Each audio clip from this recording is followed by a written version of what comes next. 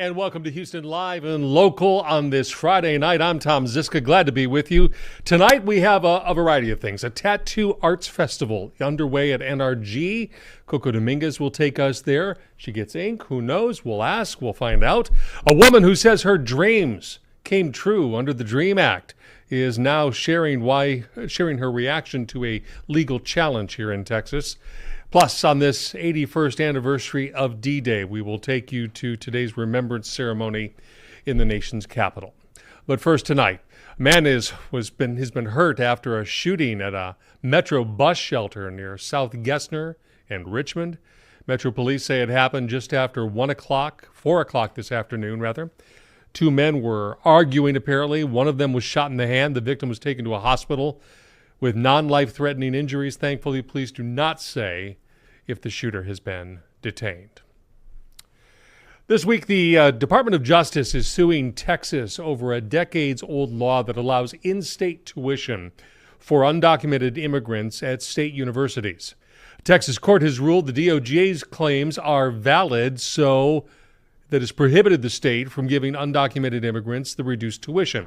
Fox 26's Sherman DeSalle spoke with an educator and a daycare owner who benefited from the DREAM Act. Here's part of that interview. What were you thinking about at that moment, to know that there's so many kids that won't get the same opportunity that you get? It just takes me back to the year I was going to graduate. And I was wondering, what am I going to do? I know I want to go to college. I was knocking doors. I was trying to see if I could go to the Air Force, if I could, if I had to move out of state, because there were some schools in California that would be able to help me. So going through all those options in my mind, and now this happening, it just basically takes me back to that moment. And now I can see, and I'm putting myself in the shoes of those students and families and parents who I know they have a dream. The U.S. Attorney General Pam Bondi spoke on behalf of the DOJ. She believes that the Texas DREAM Act treats some U.S. residents like second-class citizens. Did you feel as if you were put on a pedestal when you went through college and given this opportunity, or did you feel like you still had to prove yourself, you still had to work? We came here when we were little. This is, again, it's not, of course, you can blame parents, right, for doing this, for looking for a better life for their children. But at the same time, we had to work for this.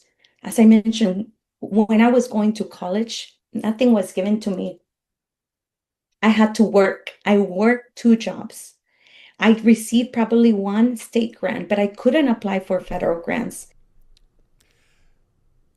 And we will have more of Sherman's conversation tonight on Fox 26 News at 9.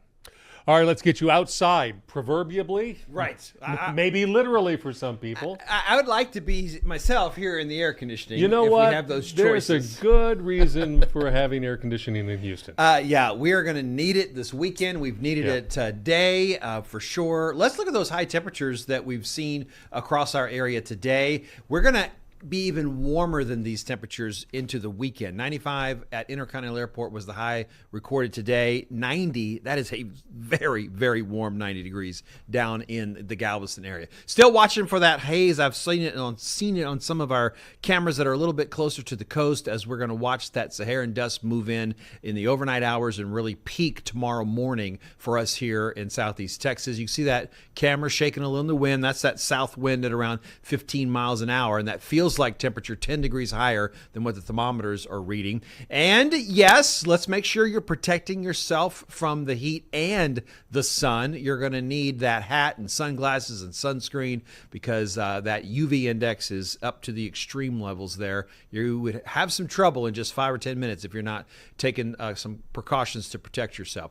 In the last 6 hours or so, just a few isolated little downpours here or there. Nothing that we're going to be focused on too much or worried about too much. We could see that dust moving in the overnight, and then by the end of the day on Saturday, we begin to sort of see it thinning a little bit. So that's going to be, again, focused mostly on the beginning of the weekend. High pressure has been dominating our weather, keeping all the severe storms away from us here in southeast Texas. That pattern shifts when we get into next week. Here is where we're looking for severe storms today, and it's right back with Lubbock in the bullseye. Once again, there was tornadoes near Lubbock yesterday. They're having some hail and other severe storms beginning to pop up across the area now. So definitely hot for the remains into the forecast. Muggy for sure tonight, and we'll see some of those overnight lows just barely dipping down into the 70s, and we'll be perhaps breaking some records. The record high temperatures for Saturday and Sunday in the afternoon are 99. So anytime you're forecasting within 1 or 2 degrees,